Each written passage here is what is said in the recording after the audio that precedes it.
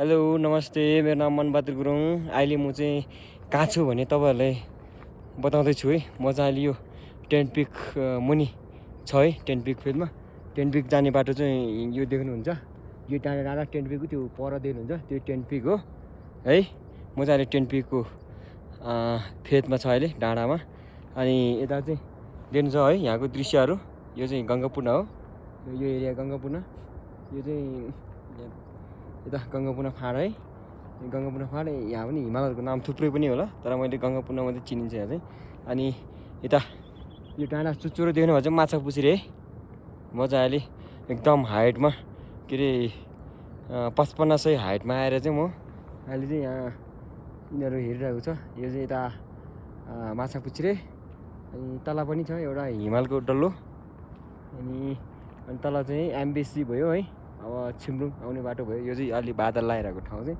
अनि यो एरिया भयो, अनि हिमचुली, अन्नपूर्ण साउथ, अनि अन्नपूर्ण 1, अनि 12 शिखर, अनि यता चाहिँ 12 शिखर भयो,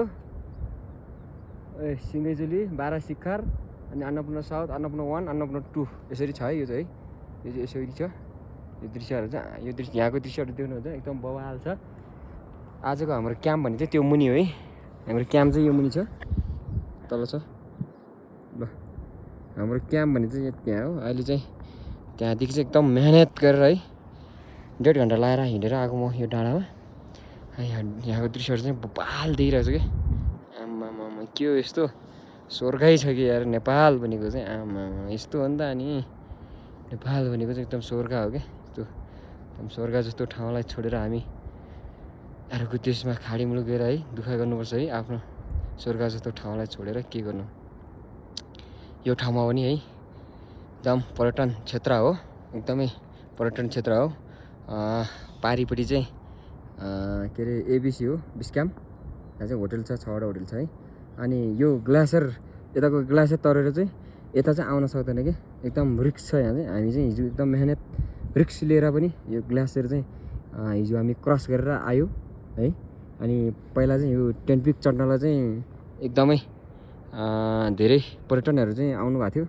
तर यसपालि चाहिँ यो यताको ग्लासियरले गर्दाखेरि यता चाहिँ ग्लासियर गर्दा यता आउनलाई चाहिँ एकदम रिक्स भएर चाहिँ त्यति खासै आउँदैन। सिजनको बेलामा त्यस्तै एउटा दुइटा चाहिँ चढ्न आउँछ होला सायद यो टेन्ट पिकमा।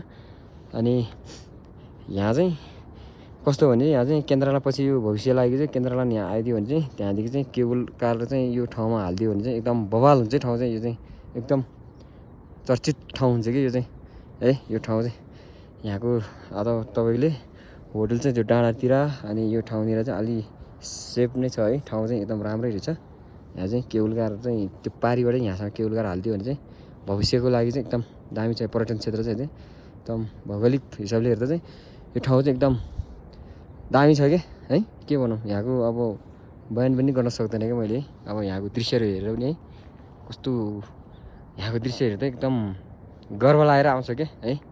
म पनि यो नेपालमा जन्मेको रहेछ यस्तो ठाउँमा भने चाहिँ म गर्व लाग्छ कि है। अनि यहाँको ठाउँहरू हेर्दाखेरि चाहिँ एकदम चारै दिशा क्या, चारै दिशा चाहिँ हिमाल देख्नुहुन्छ। अनि तल खोला नाला देख्नुहुन्छ, हरियाली है देख्नुहुन्छ है। एकदम दामी छ कि, बवाल छ यो ठाउँ चाहिँ। अहिले चाहिँ मौसम नखुलेको कारणले गर्दै मौसम अलिअलि खुल्ला जस्तो भएको छ। मौसम क्लियर भयो चाहिँ म यहाँको दृश्य चाहिँ सरर देखाइदिन्छु है। अनि मैले चिनेको हिमालहरू चाहिँ म तपाईँलाई भन्नेछु।